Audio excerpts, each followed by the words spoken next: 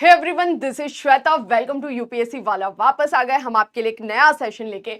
और आज की क्लास में हम डिस्कस करने वाले हैं हमारे मॉडर्न हिस्ट्री, जो हम स्पेक्ट्रम कवर करें उसी का चैप्टर नंबर 2, जहां पर हम जानने वाले हैं आधुनिक भारतीय इतिहास लेखन के प्रमुख उपागम क्या है। ये थोड़ा सा जानेंगे हम। इसमें बेसिकली हमें पढ़ना है कि मॉडर्न हिस्ट्री जो लिखा गया, ओके, जो इंडियन मॉडर्न हिस्ट्री है उसको लेकर अलग अलग हिस्टोरियंस के किस तरह के अप्रोच रहे हैं, डिफरेंट अप्रोचेस के बारे में पढ़ना है हमें यहाँ पर। फॉर एग्जाम्पल, अगर कोई कहानी है या कोई इंसिडेंट है, उसको कौन एक्सप्लेन कर रहा है उस पर बहुत डिपेंड करता है।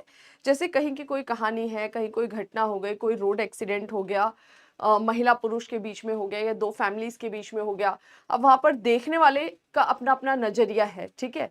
और अगर आप श्रोता है, आपको बाद में आकर बात बताई जा रही है, कोई ऐसा व्यक्ति है जो मेल है और वो मेल का बहुत फेवर लेता है, वो बोल सकता है कि लड़की की गलती थी, उसने गलत चलाया। ऐसा कोई और व्यक्ति है जो कि फीमेल का साइड लेता है, वो बोलेगा मेल की बहुत गलती थी।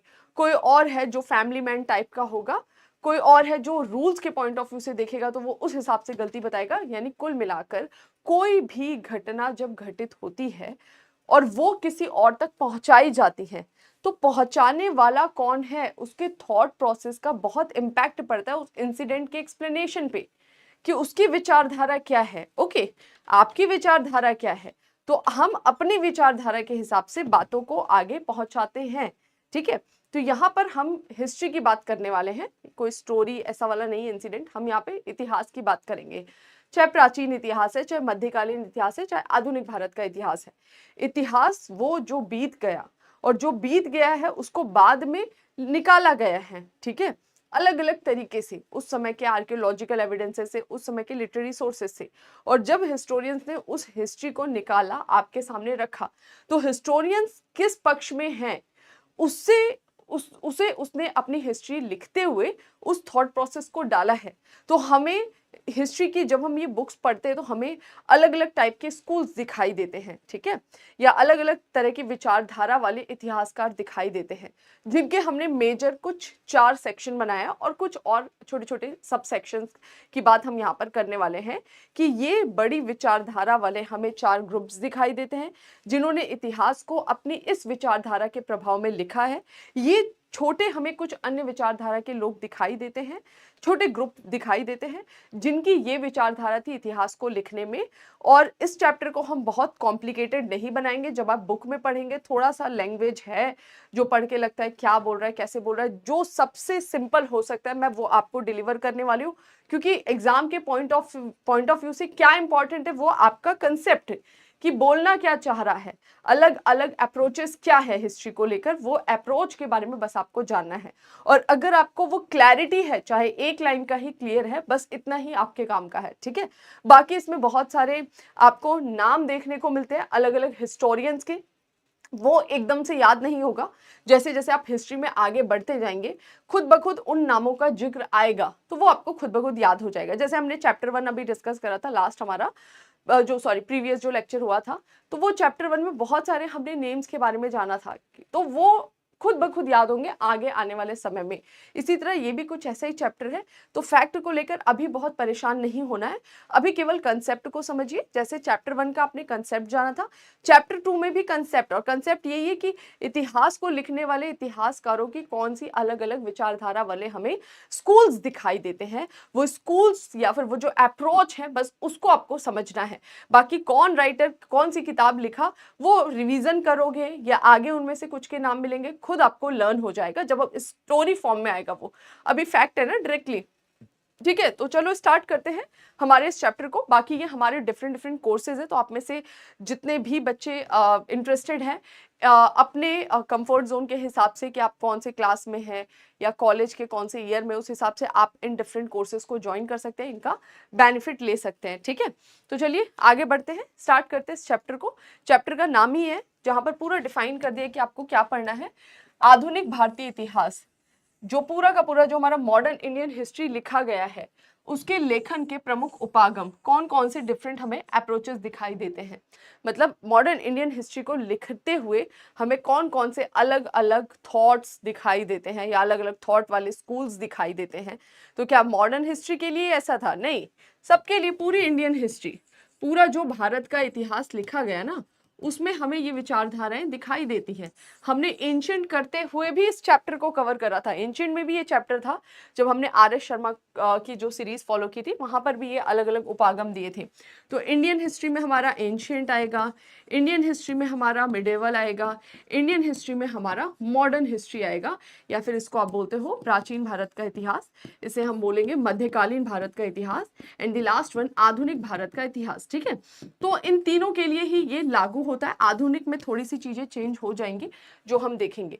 तो जो हमारा इतिहास है ना उसको लिखते हुए हमें कौन सी विचारधारा या विचारधारा वाले इतिहासकार दिखाई देते हैं, बस यहीं से ये चैप्टर की शुरुआत होती है। थोड़ा सा हिस्ट्री का इंट्रोडक्शन देता है कि हिस्ट्री क्या है, इतिहास लेखन क्या होता है। इतिहास लेखन के लिए टर्म यूज किया जाता है जिसको हम हिस्टोरियोग्राफी कहते हैं। हिस्टोरियोग्राफी क्या है? हिस्टोरियोग्राफी वो जहां पर इतिहास और इतिहास लेखन किया जाता है इतिहास की ऐतिहासिक व्याख्या करते हुए। इतिहास क्या है? जो भी बीत गया सब इतिहास है। और जब इसकी व्याख्या की जाती है, व्याख्या करना मतलब जो भी बीता है उसको एक्सप्लेन किया जाएगा। ओके, और ऐसी व्याख्या को ही हम क्या बोलते हैं? इतिहास लेखन कहते हैं। ठीक है, बीते हुए समय की व्याख्या करना इतिहास के रूप में क्या कहलाता है? इतिहास लेखन या फिर हिस्टोरियोग्राफी कहलाता है। ठीक है, आगे बढ़ते हैं। अच्छा, आप लोग मुझे बताइए इतिहास के पिता किसे कहा जाता है और क्यों कहा जाता है? कमेंट सेक्शन में बताइएगा। लास्ट जो हमारा प्रीवियस जो हमारा लेक्चर हुआ था उसमें मैंने आपसे एक क्वेश्चन पूछा था, बच्चों ने उसका आंसर दिया था, तो मुझे समझ आया था कि कुछ बच्चों ने लास्ट तक वीडियो देखी है। तो प्लीज वीडियो में आप कंटिन्यूअस बने रहा करिए। ठीक है, अब आगे क्या बोल रहा है? इतिहास में ऐतिहासिक परिस्थितियों की व्याख्या की जानी चाहिए। इतिहास क्या है? इतिहास वही है जो बीते हुए जो भी परिस्थिति रही है उसकी व्याख्या करे। ठीक है, मतलब वो समय का क्या सिचुएशन था उसको एक्सप्लेन करे, वही क्या है? इतिहास है। ठीक है, और वो एक्सप्लेन करते हुए या फिर उसकी व्याख्या करते हुए, उस परिस्थिति की व्याख्या करते हुए उसके साथ में स्पष्टीकरण भी दे कि अगर ऐसा हुआ तो उसके बारे में प्रॉपर स्पष्टीकरण दे, प्रमाण भी उसके साथ जोड़े कि ये फैक्ट है, उसके बारे में प्रमाण और तर्क आधारित होना चाहिए। तो ऐसा ही इतिहास लेखन एक्चुअल में सही माना जाता है। ठीक है, आपको समझ में आ रहा है जो मैं बोलना चाह रही हूँ? अब कई सारे बच्चे ऐसा बोलते हैं ना कि हिस्ट्री पढ़ने की हमें आवश्यकता क्या है। ओके, क्वेश्चन आता है कि हमको क्या करना है हिस्ट्री जान के? क्योंकि जब इतिहास लिखा जाता है उसमें बीता हुआ जो समय है उसकी परिस्थितियों का वर्णन किया जाता है। उस समय क्या सिचुएशन थी उसकी व्याख्या की जाती है, उसका स्पष्टीकरण दिया जाता है, उसमें तर्क जोड़े जाते हैं, उसमें फैक्ट जोड़े जाते हैं। और इसका बेनिफिट कब मिलता है? आने वाले भविष्य में मिलता है कि अगर भविष्य में कोई ऐसी ही परिस्थिति उत्पन्न हुई तो हमें उसके बारे में पता है, उसको कैसे हैंडल करना है, कैसे मैनेज करना है। तो भविष्य में वैसी घटनाएं पॉजिटिवली या नेगेटिवली उनका एक तरह से क्या बोलते हैं, सीख लेने के लिए हमें इतिहास का अध्ययन करना चाहिए। लेकिन अध्ययन करते हुए परिस्थितियों की व्याख्या होनी चाहिए, और परिस्थिति की व्याख्या कैसी होनी चाहिए? स्पष्ट रूप से प्रमाणित तर्क वितर्क के आधार पर होनी चाहिए। तो ऐसा इतिहास ही सही इतिहास माना जाता है। ओके, सभी के समझ में आ गया? चलिए, इतिहास लेखन के उपागम ज्ञान के रूप में इतिहास को समझने की भूमिका हम बना पाते हैं।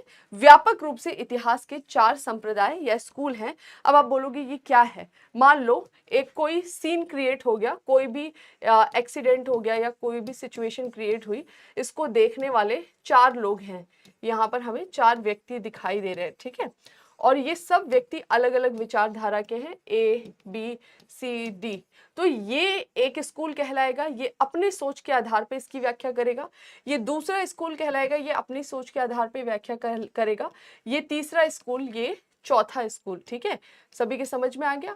तो इनको बोला जा रहा है डिफरेंट स्कूल्स हैं, अलग अलग विचारधारा के। और इस इसको मानने वाला एक ग्रुप होगा, इसको मानने वाला एक बड़ा ग्रुप, इसको मानने वाला एक बड़ा ग्रुप और इसको मानने वाला एक बड़ा ग्रुप। ठीक है, हमको क्या करना है, हमको इन चारों के बारे में पढ़ना है। ठीक है, और समझ विकसित करनी है कि किसी को पढ़ते हुए जब आप इस विचारधारा वाले हिस्टोरियंस की किताब को पढ़ेंगे और आपको पता है कि इसकी विचारधारा ऐसी है, तो आप थोड़ा सा अपने आप को स्टेबल कर लेंगे। ठीक है, आप समझ जाएंगे कि इसकी विचारधारा ऐसी है, यानी कि ये इस ओर झुककर सारी एक्सप्लेनेशन कर रहा होगा, या इसकी विचारधारा ऐसी है तो ये इस ओर झुककर सारी एक्सप्लेनेशन कर रहा होगा। तो जब ये एक्सप्लेन करेगा, अगर आपको इसकी विचारधारा के बारे में नहीं पता है, आप इसको तटस्थ मानकर पढ़ रहे हैं, तो आपकी सोच भी इसके हिसाब से ही बन जाएगी।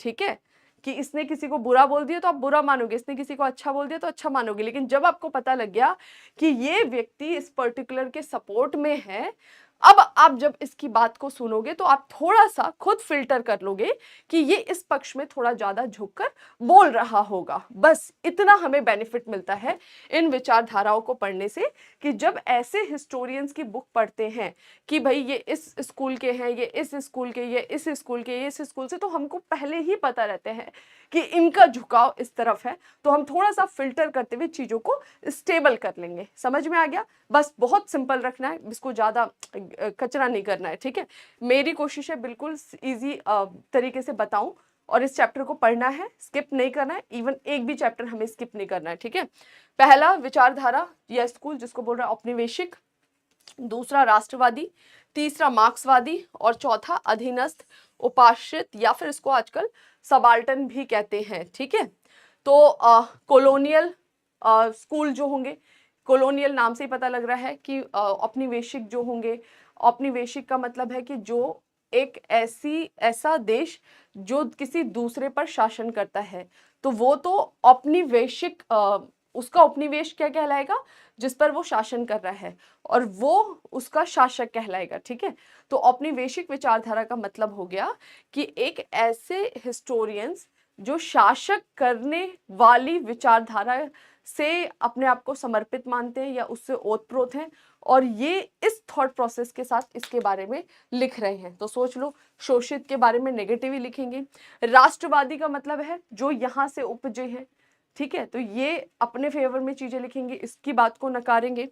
मार्क्सवादी जो है, जो ना इसकी बात किसकी कर रहा है, वो एक शोषित वर्ग की बात कर रहा है, एक गरीब, वो जो बहुत पिछड़ा हुआ तबका है, मजदूर है, किसान है, अन्य जो श्रमिक वर्ग है, उनकी बात करेगा। वो भी किसान में भी सारे किसान नहीं, जो निचले लेवल पर हैं। ओके, जो बंधुआ मजदूर की तरह काम करने वाले किसान है, उन वर्ग की बात करेगा, शोषित वर्ग की ये बात करेगा। और अधीनस्थ, उपाश्रित या सबाल्टन, ये भी कुछ मार्क्सवाद की तरह ही बात करता है।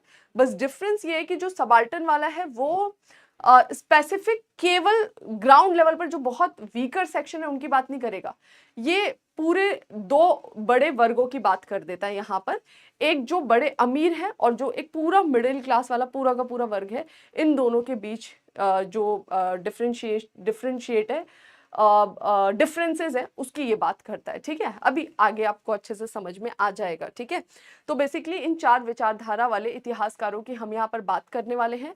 इसके अलावा कुछ और भी हमें दिखाई देते हैं अन्य, इसमें एक है संप्रदायवादी, एक है कैम्ब्रिज। ठीक है, इसके बारे में भी पढ़ेंगे, इसके बारे में भी पढ़ेंगे। एक और है, ठीक है, जो कि महिला आधारित विचारधारा को हमें शो करते हैं, जिसको हम बोलते हैं नारीवादी विचारधारा। ठीक है, तो बस यही हमारे आज की क्लास का टॉपिक रहने वाला है। बहुत सिंपल है, एक एक करके फटाफट सबको पढ़ लेते हैं। पहला, औपनिवेशिक उपागम।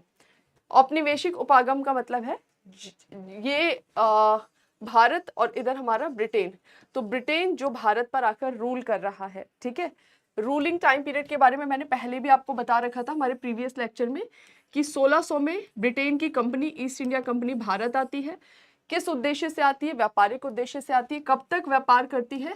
1765 तक केवल और केवल ईस्ट इंडिया कंपनी भारत में व्यापार या ट्रेड कर रही होती है। ठीक है, 1765 से ये दो काम करेगी, व्यापार तो करेगी, प्रशासन भी चालू कर देगी। जब बंगाल इसने कॉन्कर कर लिया पूरी तरह से ट्रीटी ऑफ इलाहाबाद के बाद, डायरेक्टली इनडायरेक्टली जो भी कहो, फिर वन बाय वन बाकी रीजन्स को अपने कंट्रोल में करेगी। तो कब तक?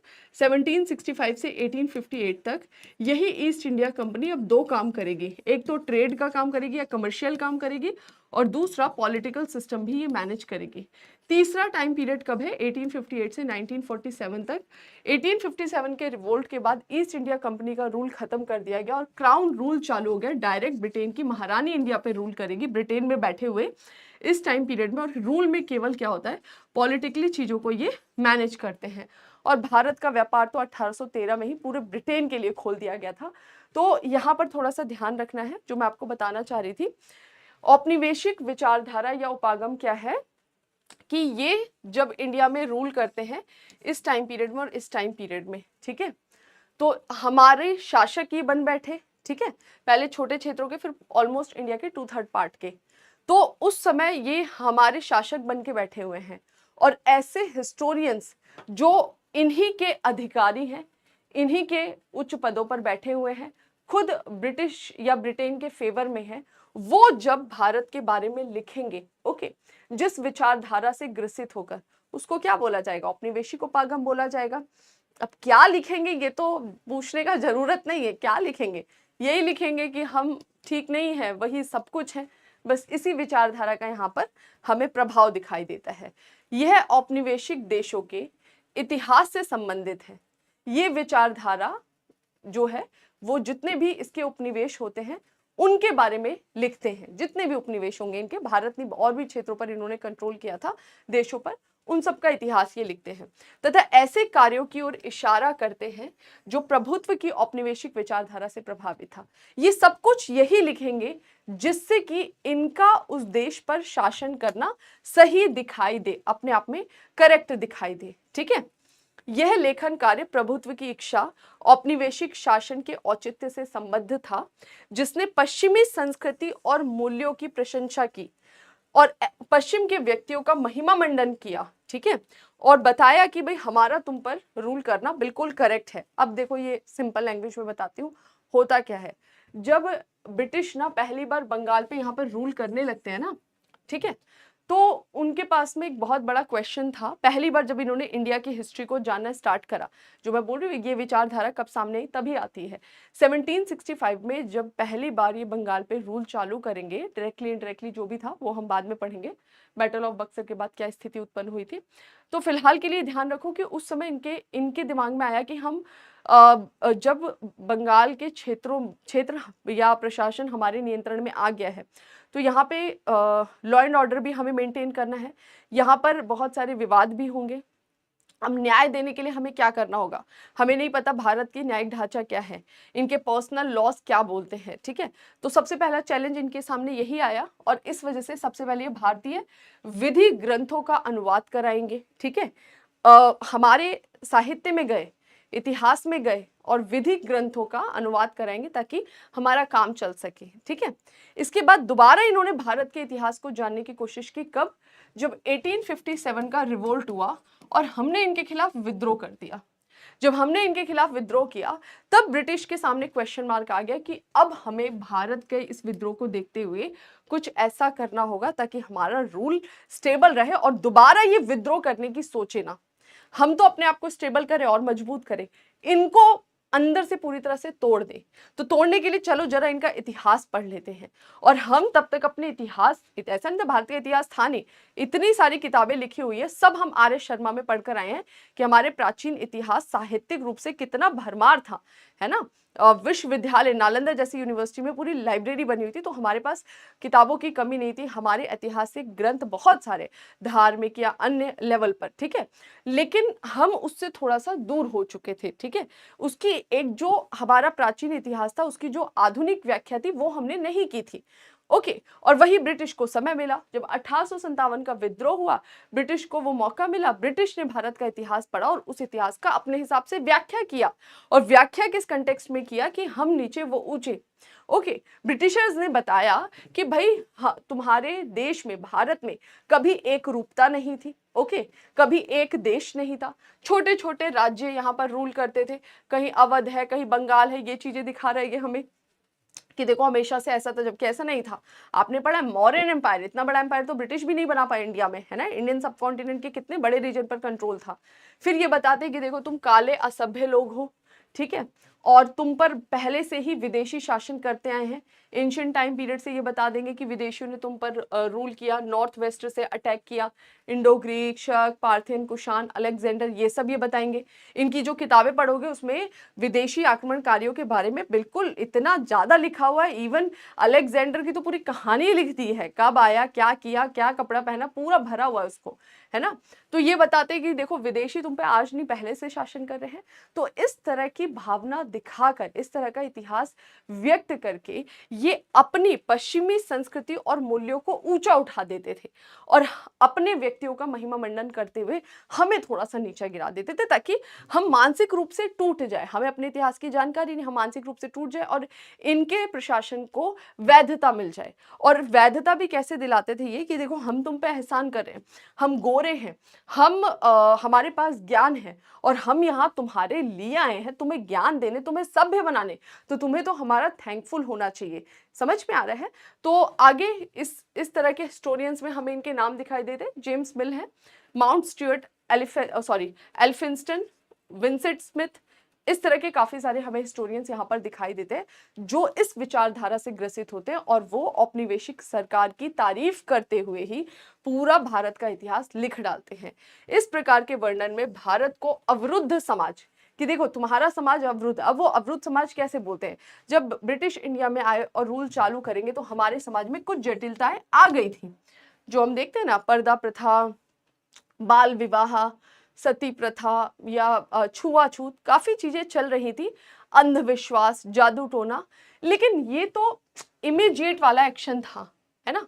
एंशियंट टाइम पीरियड से तो हमारा भारत का इतिहास ऐसा नहीं था, बहुत गरिमापूर्ण इतिहास था हमारा, जहां पर वेदों की ओर जाने की बात कही जा रही है मॉडर्न इंडिया में। क्यों? क्योंकि इतना गरिमापूर्ण वाला इतिहास था। या फिर मिडिवल हिस्ट्री की भी बात करें तो हमें भारत में दिखाया जाता है मिडिवल हिस्ट्री मुगल काल, सल्तनत काल, लेकिन एक्चुअली नहीं है। मतलब एक ही पार्ट पर उनका रूल है। इधर राजपूताना स्टेट दिखाई दे रहे हैं, दक्षिण भारत में हमें और बड़े बड़े किंगडम्स दिखाई दे रहे हैं, ठीक है। तो उस समय का एक कला संस्कृति अपने पीक लेवल पर था। समझ में आ रहा है। इवन ईस्ट इंडिया कंपनी भी जब आई थी ट्रेड करने के लिए, मुगल से टकरा नहीं पाई थी, वो चुपचाप से सीधे साधे व्यापार कर रही थी क्योंकि इतने पावरफुल थे हम। लेकिन जब इन्होंने लिखा तो ये क्या बता रहे थे कि आपका समाज अवरुद्ध है, पिछड़ी सभ्यता है, जादू टोना, परलौकिक बातें कर रहे हो, तुम दूसरे दुनिया की बात कर रहे हो, तो तुमको दूसरे दुनिया की ही समझ है, तुम वो संभालो, इस दुनिया की समझ तुम्हें नहीं है, तो हमें संभालना पड़ेगा, तुम पर आके हमें शासन करना पड़ेगा। सांस्कृतिक रूप से इन्होंने हमें निकृष्ट बताया। बताओ, ये सांस्कृतिक रूप से हमें निकृष्ट बता के गए। अब आप सबने पढ़ लिया है ना ancient history, art and culture को आपने पढ़ा, तो आप बताइए आपकी संस्कृति कितनी ज्यादा मजबूत थी। मतलब हमारा व्यापार चल रहा था एंशिएंट टाइम पीरियड में, हमने जाना कहाँ से कहाँ तक जा रहा था। मिडिवल में भी हमने डिस्कस करा इवन कि साउथ ईस्ट एशिया से चल रहा है, अरब से चल रहा है, यूनान से चल रहा है। कल्चर, इंडिया का कल्चर कैसे बाहर जा रहा है, बाहर का अंदर आ रहा है। तो सांस्कृतिक रूप से तो हम बहुत ज्यादा समृद्ध थे। इवन वर्ल्ड की जो ओल्डेस्ट सिविलाइजेशंस है, चाहे हम बात करें मिस्र की सभ्यता, मेसोपोटामिया सभ्यता, उनके पैरेलल हमें इंडस वैली सिविलाइजेशन दिखाई देती है। लेकिन बस बात ये था कि तब हम इस समय आते आते हमारा जो वो इतिहास था ना, थोड़ा सा हमारी उससे दूरी बन गई थी, जिसका इनको फायदा उठाने का मौका मिला। तो इन्होंने बस यही बताया है। ब्रिटेन को इन्होंने उत्कृष्ट दिखाया है, जिसका कोई औकात नहीं था उस मूवमेंट पर, जब हमारा एंशिएंट चल रहा था, मिडिवल चल रहा था, ठीक है। उन्नत और विज्ञान प्रौद्योगिकी वाला देश बताया। विज्ञान प्रौद्योगिकी वहां कब आ रही है? आपने सबने रोमन एम्पायर के बारे में पढ़ा है, मिडिवल हिस्ट्री मैंने पढ़ा है, इसलिए मैं बोल रही हूँ कि एक एक क्लास को अटेंड करिए, हिस्ट्री का कोई भी सीरीज मत छोड़िए, क्योंकि मैं अब लिंक करूंगी चीजों को। मेरे को ऐसा है कि मैं पढ़ा दिया है उस क्लास में, आप बोलोगे इसमें नहीं पढ़ा, क्योंकि हमारी दूसरी सीरीज भी इसी चैनल पे चल रही है, तो सबको फॉलो करिए आप, ठीक है। तो हमने रोमन एम्पायर के बारे में पढ़ा था और देखा था कैसे 6th सेंचुरी एडी में ये जो रोमन एम्पायर था ये टूट गया था ईस्टर्न रोमन या फिर बजेंटीन एम्पायर, वेस्टर्न रोमन एम्पायर में। और ये जो वेस्टर्न रोमन एम्पायर है ये निपट जाता है, फिर ईस्टर्न रोमन एम्पायर तो आगे जाएगा 12th सेंचुरी एडी तक।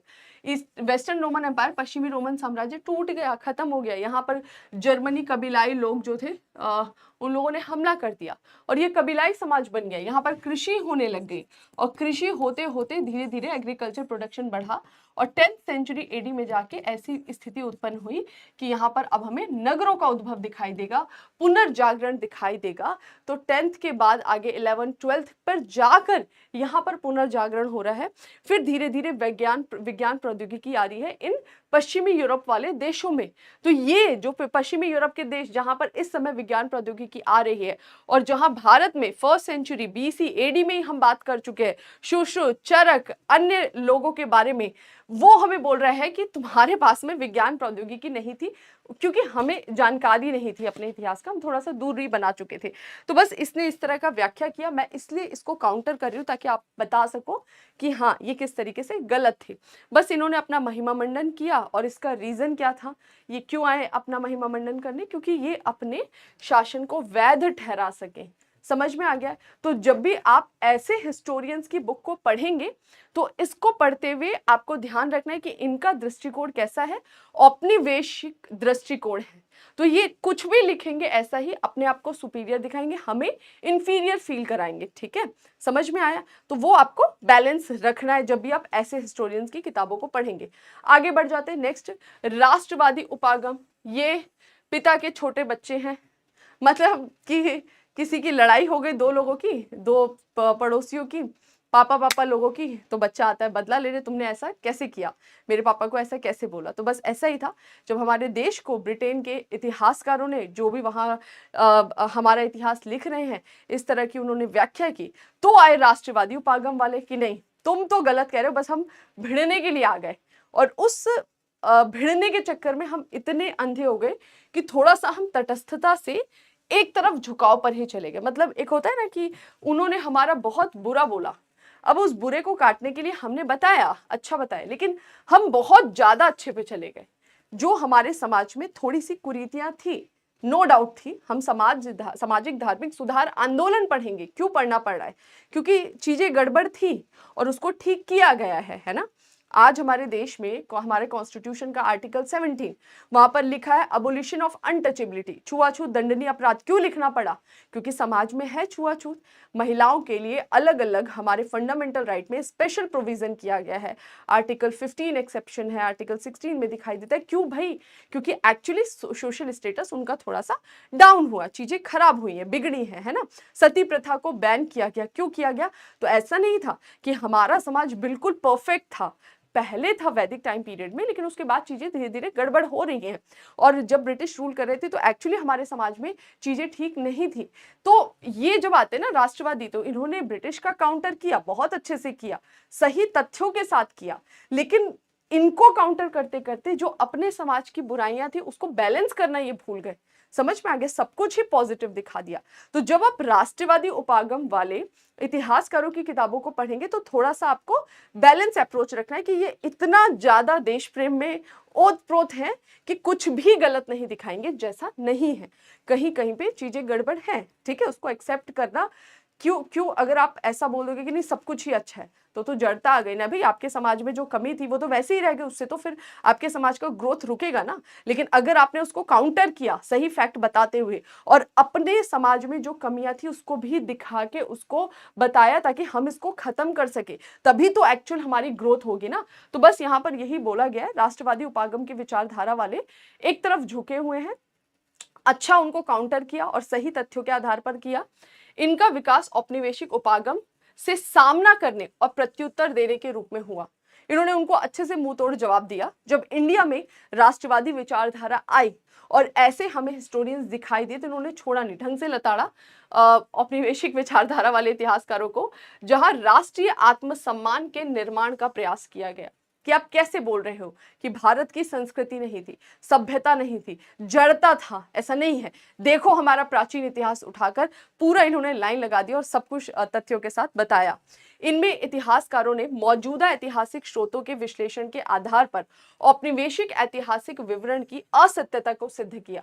अब इनके पास में इतने सारे ऐतिहासिक स्रोत हैं, हमें पता है ना, एंशिएंट टाइम पीरियड से हमें सारे स्रोत मिलने लग जाते हैं, स्पेशली बुद्ध काल से बहुत सारे, बुद्धिज्म, जैनिज्म, मौर्यंस के टाइम पीरियड, पोस्ट मौर्यन, बहुत सारे विदेशियों के विवरण, इतना सारा। तो जो भी मौजूदा साहित्यिक स्रोत थे उन सबको उठाकर जो भी औपनिवेशिक ऐतिहासिक विवरण उन लोगों ने लिखा था उसको इन्होंने असत्य सिद्ध करा कि ये पूरा गलत तुम लिख रहे हो, इसको उठाओ ना, ये देखो, पढ़ो क्या लिख रहा है यहाँ पर और तुम क्या बता रहे हो। ठीक है, यहाँ राष्ट्रवादी भावनाओं को बढ़ाने और धार्मिक, जाति, भाषाई या वर्ग भेदभाव के सम्मुख लोगों को एकजुट किया।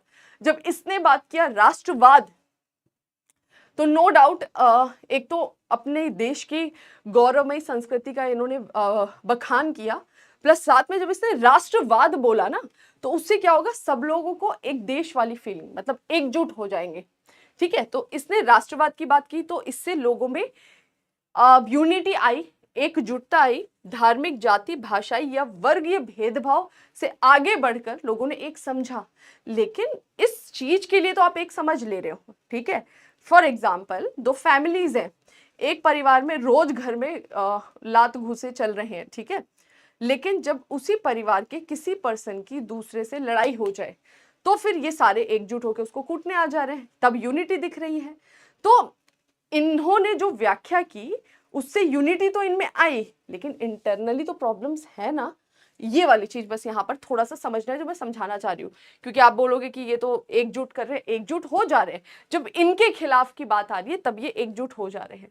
तो इन्होंने एकजुट करने में महत्वपूर्ण भूमिका निभाई। इस मुद्दे को उठाकर यह उपागम मुख्य रूप से भारतीय इतिहास के प्राचीन मध्यकालीन युग के बारे में वर्णन करता है। जो हमारा भारत का इतिहास है उसका एंशिएंट टाइम पीरियड, उसके मिडिवल टाइम पीरियड के बारे में ये एक्सप्लेन करता है कि एंशिएंट मिडिवल इसलिए क्योंकि आधुनिक काल तो अभी चल ही रहा था ना, उसके बारे में राष्ट्रवादी उपागम अभी नहीं लिखेंगे, उसके बारे में राष्ट्रवादी उपागम लिखेंगे 1947 के बाद। ठीक है, तो ये जो राष्ट्रवादी उपागम है ये ब्रिटिश हिस्टोरियंस को कैसे काउंटर करता है, अपना एंशिएंट हिस्ट्री के माध्यम से, प्राचीन इतिहास लिखकर, अपना मिडिवल हिस्ट्री के माध्यम से, मध्यकालीन इतिहास लिखकर, लेकिन आधुनिक इतिहास लिखकर जो काउंटर करेंगे वो 1947 के बाद दिखाई देंगे। और जो 1947 के बाद राष्ट्रवादी इतिहासकार आएंगे ना, वो बहुत तटस्थ थे, वो बहुत सही तरीके से लिख रहे थे। ना केवल वो औपनिवेशिक उपागम वालों को काउंटर कर रहे थे, बल्कि उन्होंने सही अप्रोच दिखाया अपनी सोसाइटी में, या जो भी चीजें चल रही थी रिलीजियस पॉइंट ऑफ व्यू से गड़बड़, उसको भी दर्शाया, उसकी भी व्याख्या की, समाज की, अर्थव्यवस्था की, राजनीतिक व्यवस्था की असल व्याख्या की।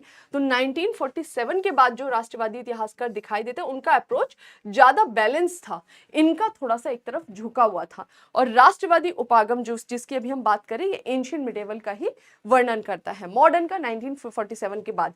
अब 1947 के पहले राष्ट्रवादी उपागम के कौन कौन से हमें इतिहासकार दिखाई देते हैं, ये देखिए। दादा भाई नौरोजी, इन्होंने किस बताया था बहुत डिटेल से कि किस तरह ब्रिटिश जो है वो इंडिया के वेल्थ को ड्रेन कर रहे हैं, मतलब अलग अलग लेवल पर इन्होंने ब्रिटिश की पोल खोली और भारतीयों की संस्कृति की गरिमा का वर्णन किया, जिसमें दादा भाई नौरोजी, रनाडे जी, जोशी जी, आरसी दत्त, केटी तेलंग, गोपाल कृष्ण गोखले, ये सब हमें दिखाई देते हैं गैर अकादमिक राष्ट्रवादी अर्थशास्त्री द्वारा बहुत अच्छे से पोल खोली गई 19th सेंचुरी एडी में कि उपनिवेशवाद क्या कर रहा है भारत में, और प्रॉपरली इसकी आलोचना की, वैज्ञानिक रूप से तथ्य देते हुए आलोचना की। इतिहास तभी अच्छा इतिहास माना जाएगा जब वैज्ञानिक रूप से उसकी व्याख्या की जाती है। समझ में आ गया? यानी कि जो फैक्ट है ना, जो तर्क वितर्क है, उसको जब सम्मिलित किया जाता है तभी वो इतिहास है, जो इन्होंने किया। ठीक है, इन्होंने ऐतिहासिक विकास की उत्कृष्टता को सिद्ध करने के लिए भारतीय सामाजिक संस्थाओं के ऐतिहासिक मूल्यांकन की उपेक्षा कर दी। बस इनका एक यही थोड़ा सा लूप होल हमें दिखाई देता है कि उनको काउंटर करने के चक्कर में जो भारत की सामाजिक संस्थाएं थी, जो भारत का उस समय का समाज था या सामाजिक संस्थाएं थी, उनका सही तरीके से मूल्यांकन नहीं करा कि ये अपने आप में सही है कि नहीं, अभी काम सही करी कि नहीं करी, उसकी इन्होंने उपेक्षा कर दी, जो इनका एक थोड़ा वीक पॉइंट दिखा, जिसकी वजह से हमें थोड़ा आगे चीजों को ठीक करने की जरूरत पड़ेगी। अब तीसरी विचारधारा मार्क्सवादी उपागम। मार्क्सवादी विचारधारा किसकी बात कर रहा है? देखो ये मार्क्सवादी आप समझ जाओ, यूरोप उधर से ही निकल कर आ रहा है विचारधारा। ये विचारधारा उपनिवेश के तरफ ही झुका रहेगा, लेकिन ये डायरेक्टली उपनिवेश उपनिवेश की तरफ मैं बोल रही हूँ क्या, जो हमारा जो हम पर शासन करने वाला औपनिवेशिक साम्राज्य है, ठीक है, जैसे ब्रिटेन, ये उसी की तरफ झुका रहेगा, लेकिन ये डायरेक्टली नहीं झुकता है, ये इनडायरेक्टली ब्रिटेन की तरफ झुकता है। कैसे? ये नहीं बोलता है कि भाई उनका आप पर शासन करना सही है कि नहीं है, या फिर आप कितने सही हो कि गलत है, ये अलग ही विचारधारा के साथ आता है। ये बात करता है दो वर्गों की, ठीक है, एक वर्ग जिसको बोला इसने शोषक वर्ग, और दूसरा जिसको बोला इसने शोषित वर्ग, ठीक है। तो शोषक वर्ग और शोषित वर्ग, ये थोड़ा सा यहाँ पर ध्यान रखना है। बोल रहा है ये कि शोषित वर्ग में आ जाते हैं सारे जो गरीब लोग हैं, जैसे मजदूर, श्रमिक, इस तरह के लोग, और शोषक वर्ग में आ जाएंगे सभी अन्य लोग, जो भी आपके मध्यम वर्गीय परिवार से संबंधित लोग हैं वो भी, और चाहे अन्य शासक वर्ग या अधिकारी हो गए वो भी, राज्य हो गए वो भी, ये सब शोषित वर्ग में आते हैं। तो इसने जो कन्फ्लिक्ट है वो ये नहीं दिखाया कि तुम गलत हो या ये गलत है, इसने बोला नहीं, भारत में ही जो ग्राउंड लेवल पर हमें दिखाई दे रहे हैं ना, गरीब या वीकर सेक्शन, वो उनका शोषण हो रहा है, ठीक है। और कौन कर रहा है? जितने भी मिडिल क्लास हैं, चाहे वो इंडियंस ही हैं, ये सब मिलकर उनका शोषण कर रहे हैं, या जितने भी अपर क्लास हैं, अब वो इंडियंस हैं या यूरोपियंस हैं, कोई फर्क नहीं पड़ता, तो जो भी मिडिल या अपर क्लास के लोग हैं वो लोग इनका शोषण कर रहे हैं। और भारत में जो विद्रोह हुआ या आंदोलन हो रहे हैं, ये परिणाम इसका नहीं है कि उपनिवेशवाद के खिलाफ आप लड़ाई लड़े हो, परिणाम किस चीज का परिणाम है ये कि शोषक वर्ग इसका शोषण कर रहा है, और ये शोषित वर्ग इतना एक्सप्लॉइट हो चुका है कि अब ये विरोध कर रहा है, ठीक है।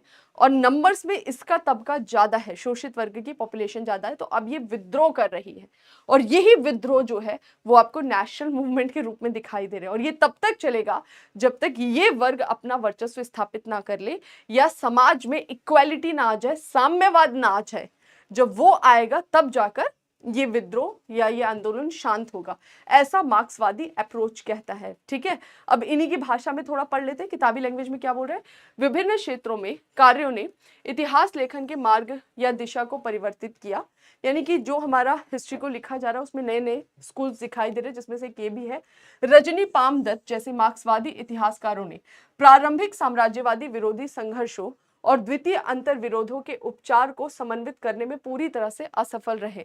मतलब इनका जो वो था ना, प्रारंभिक साम्राज्यवादी विरोधी संघर्ष, मतलब जो भारतीय साम्राज्यवाद के विरोध संघर्ष कर रहे हैं, या अंतर विरोधों के उपचार, भारत में ही जो अंतर विरोध दिखाई दे रहे हैं, वो दो अलग चीज है। मतलब कि हमने ब्रिटिश के खिलाफ आंदोलन किया, और भारत में भी हमें छोटे छोटे रिवोल्ट्स जो दिखाई दे रहे हैं लोकल लेवल पर, जो कि गरीब अमीरों के खिलाफ कर रहे हैं, उन दोनों में डिफ्रेंशिएट ये कर ही नहीं पाए।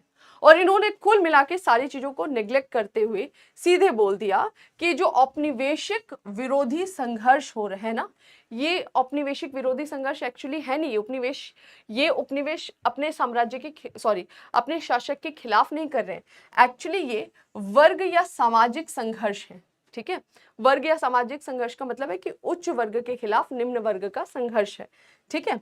और मार्क्सवादी इतिहासकारों ने राष्ट्रीय आंदोलन को भी संरचित बुर्जुआ आंदोलन के रूप में दिखा दिया कि ये एक बुर्जुआ आंदोलन है, जहां पर शोषित वर्ग शोषण करने वालों के खिलाफ विद्रोह कर रहा है, आंदोलन कर रहा है। क्लियर हो गया। तथा इसके मुक्त और सर्ववर्गीय के रूप में अपेक्षा की। ये कब ठीक होगा? जब प्रॉपर बैलेंस जो है वो आ जाएगा। बैलेंस का मतलब क्या है? समानता आ जाएगी। जो शोषित वर्ग है इसका शोषण रुक जाएगा, इनको इनके अधिकार प्राप्त हो जाएंगे, इक्वालिटी आ जाए, सब लोग बराबरी पे पहुंच जाएंगे, तब जाके ये शांत होगा। ठीक है, ये था मार्क्सवादी उपागम। तो क्या दिखा आपको, ये बात ही नहीं कर रहा है कि ब्रिटिश हम पर शासन कर रहे हैं, ब्रिटिश हमारा शोषण कर रहे हैं, ये कुछ और ही बोल रहा है। अब कुछ और बोलने में इसने गलत नहीं बोला, इसने सही बोला। बहुत सारे ग्राउंड लेवल पर थे जिनका शोषण हो रहा था, वो हमारे समाज की कुरीतियां थी, लेकिन इसने सिर्फ उसकी बात कही और इस चीज को तो पूरा नेग्लेक्ट ही कर दिया। क्या भारतीय ब्रिटिश के खिलाफ आंदोलन नहीं कर रहे थे? पूरे भारतीय एकजुट करके आंदोलन कर रहे थे। इतने बड़े बड़े मूवमेंट दिखाई देते हैं, Swadeshi movement, non cooperation movement, civil disobedience movement, quit India movement. तो ये सारे मूवमेंट कौन कर रहा था और किसके खिलाफ कर रहा था?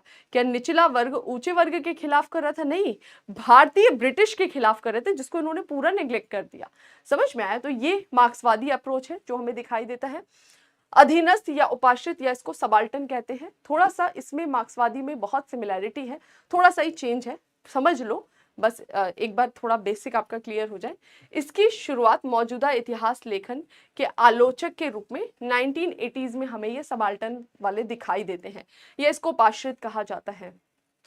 इसने अन्य ऐतिहासिक उपागमों पर लोगों की आवाज की उपेक्षा करने का आरोप लगाया कि अब तक जितने भी आपको अलग अलग स्कूल्स दिखाई दिए हैं, चाहे औपनिवेशिक स्कूल जो औपनिवेशिक उपागम था, या राष्ट्रवादी था, या मार्क्सवादी था, इन सब ने लोगों को छोड़ दिया। अब लोग मतलब समझो, ये पूरे जन की बात कर रहा है, पूरे जन की बात कर रहा है। अब मार्क्सवादी किसकी बात करते? मार्क्सवादी लोगों की बात नहीं कर रहे थे, वो शोषित की बात कर रहे थे, सिर्फ शोषित वर्ग की, जिसमें वो काउंट कर रहे थे श्रमिकों और मजदूरों को, ठीक है, जो लेबर क्लास होते थे। यहां पर ये बात कर रहा है सभी लोगों की, ठीक है, कि आप लोगों ने इन जो भी इतिहास लिखा, लोगों को, जन को नेग्लेक्ट किया। इसने बताया कि भारतीय इतिहास लेखन की समस्त परंपरा का झुकाव अभिजात्य वर्ग की तरफ है, अतः यह पक्षपाती है। इसने बोला जितना भी लिखा है भारत का, भारतीय इतिहास जो लिखा है, ठीक है, उस लेखन में बात किसके फेवर में जा रही है? अभिजात्य वर्ग, ठीक है। चाहे औपनिवेशिक उपागम हो, वो बात कर रहा है ब्रिटिश की, वो भी अभिजात्य वर्ग है। चाहे राष्ट्रवादी उपागम हो, वो भी किसकी बात कर रहा है? अभिजात्य वर्ग की बात कर रहा है। तो इसने बोला कि राष्ट्रवादी भी तो इंडियंस की बात कर रहे हैं ना, भारतीयों की बात कर रहे हैं, और भारतीय करते ही ये अपर क्लास को ले रहे हैं, लोअर की राइट्स की तो बात कर ही नहीं रहे। तो इसका कहना था कि जितना भी इंडियन हिस्ट्री लिखा गया है, इसमें लोगों को नेग्लेक्ट कर दिया गया है, ठीक है। इनके दृष्टिकोण से औपनिवेशिक काल में भी भारतीय समाज में मूलभूत विरोध और संघर्ष एक तरफ कौन था? तो बोल रहे कि एक तरफ थे कुलीन लोग। जो संघर्ष था वो एक्चुअली किसके बीच में था? कुलीन, बड़े जो लोग थे फ्यूडेटरी सिस्टम में, ठीक है। कुलीन वर्ग भी कौन से? कुलीन में दोनों आ जाएंगे, भारतीय भी आ जाएंगे और विदेशी भी आ जाएंगे, यानी ब्रिटिशर्स भी इसमें सम्मिलित थे। और दूसरा तरफ जो ग्रुप था वो कौन था? उपाश्रित। उपाश्रित मतलब आप समझ गए, इन दोनों के बीच में था उपाश्रित, जिसकी अभी हमने बात की है, जो अन्य लोग हो गए, ठीक है। तो बोल रहे कि एक्चुअली जो भारत में विद्रोह था या आंदोलन था, वो दो ग्रुप्स के बीच में था। और वो दो ग्रुप कौन थे? बड़े अमीर लोग जो बिल्कुल अपर क्लास वाले हैं, और उसके बाद से सारे के सारे उपाश्रित, यानी जितने भी अन्य लोग बच गए, चाहे वो मिडिल क्लास के हो या लोअर मिडिल क्लास के हो, सब इसमें सम्मिलित हैं। और जो विद्रोह था वो इनके और इनके बीच में था, जो हमें भारतीय राष्ट्रीय आंदोलन के रूप में दिखाई देता है। इनका ऐसा कहना था। आप समझ पा रहे जो ये बोल रहे हैं? अब मार्क्सवादी से इसको कैसे अलग करना है, डिफरेंशिएट यही करना है कि मार्क्सिस्ट जो है वो ये बोलते हैं कि middle class, upper class, British, ये सब एक तरफ है, और जो सबसे लोअर क्लास में है श्रमिक वर्ग, वो एक तरफ है। और ये क्या बोलता है? ये बोलता है कि नहीं, सारे जन, और कौन? धनी अमीर, जो कुलीन भारतीय विदेशी, वो एक तरफ है। तो ये वाला दायरा ना इसका बड़ा हो जाता है, किसका? सबाल्टन्स का, ठीक है। और मार्क्सवादियों का ये वाला दायरा बड़ा हो जाता है। समझ में आ गया? तो थोड़ा सा ये ध्यान रखना है। इनके अनुसार भारतीय लोग कभी एकजुट नहीं थे। समझ में आ रहा है? कभी भी एक साझा साम्राज्यवादी विरोधी संघर्ष भारत में दिखा ही नहीं। कोई भी ऐसा हमें संघर्ष नहीं दिखा जिसमें पूरा भारत के सभी लोग एकजुट हो और साम्राज्यवाद के खिलाफ विद्रोह कर रहे हो। अगर ऐसा नहीं है, इसका मतलब तो यही है ना कि भाई साम्राज्यवाद के विरुद्ध संघर्ष नहीं है, संघर्ष है अमीरों और गरीबों के बीच में, ठीक है। और यहाँ पर हमें एक कोई आंदोलन नहीं दिखाई देता, आंदोलन की दो धाराएं दिखाई देती है, ऐसा ये बोलते हैं, ठीक है। जहां पर ये इनके खिलाफ लड़ रहे हैं और उसमें भी अमीर ब्रिटिश के खिलाफ लड़ रहे हैं, इस तरह की चीजें ये दिखाने की, सॉरी, दो अलग धाराएं थी आंदोलन की, एक जिसमें ये अमीरों के खिलाफ लड़ रहे हैं, दूसरा ये उन पे रूल करने वाले ब्रिटिश के खिलाफ। दो तरीके से आंदोलन हो रहे हैं और वो आम लोग ही आंदोलन कर रहे हैं, और आम लोग का आंदोलन दो लोगों के खिलाफ है। वो दो लोग कौन हो गए, आई होप आप समझ पा रहे हैं। वो दो लोग हैं, एक तरफ जो उन पर रूल कर रहे हैं और दूसरी तरफ अभिजात्य वर्ग। ओके, यहां तक डन है? हाँ जी,